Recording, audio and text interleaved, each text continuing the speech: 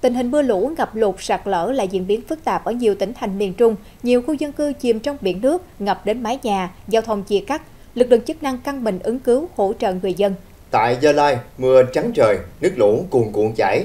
Hiện đã có hơn 8.300 hộ dân bị nhấn chìm trong mưa lũ và bị cô lập.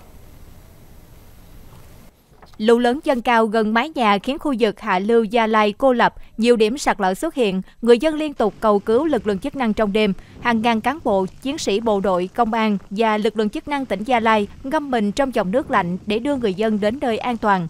Trước tình trạng các thủy điện khu vực Gia Lai, Đắk Lắk đang xả lũ với lưu lượng kinh khủng, cùng với mưa lớn tại chỗ khiến vùng hạ du ngập nặng. Sáng nay, Chủ tịch tỉnh Gia Lai yêu cầu ngừng xả nước hồ chứa để giảm lũ hạ du. Các địa phương tăng cường lực lượng cơ động đến các khu vực ngập lụt để hỗ trợ sơ tán dân, bảo vệ tài sản và bảo đảm an ninh trật tự.